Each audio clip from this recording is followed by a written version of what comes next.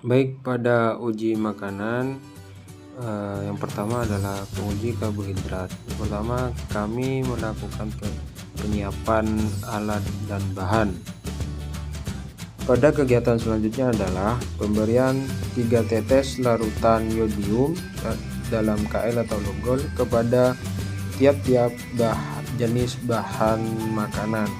Yang pertama itu ada kentang, ada jagung, biskuit, margarin, dan apel, tahu putih, telur rebus, gula pasir, dan yang terakhir adalah pisang. Dan menunggu setelah 10 menit untuk menentukan hasil apakah mengandung karbohidrat atau tidak. Pada kegiatan selanjutnya adalah menunggu hasil dari uji makanan tersebut dengan tetesan larutan yodium dalam KL Lugol, dan yang berubah warna biru ungu yaitu mempunyai kandungan karbohidrat, dan yang warnanya tetap itu tidak mengandung kandungan karbohidrat. Pada kesimpulannya adalah setelah melakukan uji karbohidrat dengan menggunakan contoh bahan-bahan makanan yang ditetesi dengan larutan yodium reagen Lugol, maka ada beberapa bahan yang teridentifikasi mengandung karbohidrat dan ada pula yang tidak mengandung karbohidrat.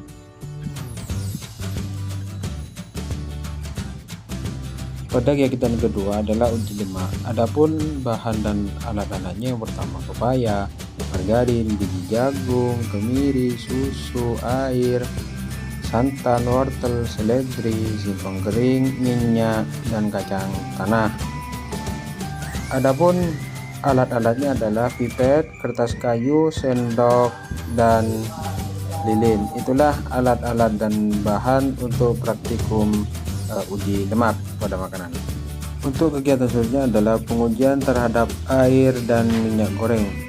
Kita tunggu selama 10 menit menentukan bahwa mengandung minyak.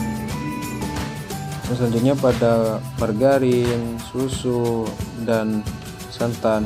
Untuk margarin, untuk melakukan pengujiannya, panaskan dulu dengan menggunakan lilin, lalu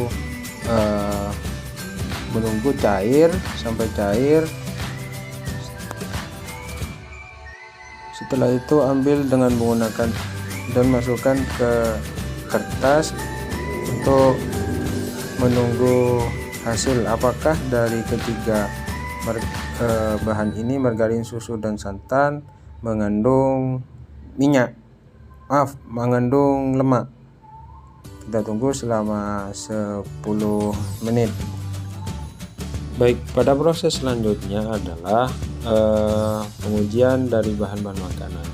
Selanjutnya kemiri, dari wortel, seledri, biji jagung kering, singkong kering, kacang tanah, pepaya, itu biji digesek-gesekkan ke kertas coklat. Apakah setelah 10 menit dari kesemua bahan ini mengandung lemak, sehingga kita akan menunggu hasilnya selama 10 menit kemudian.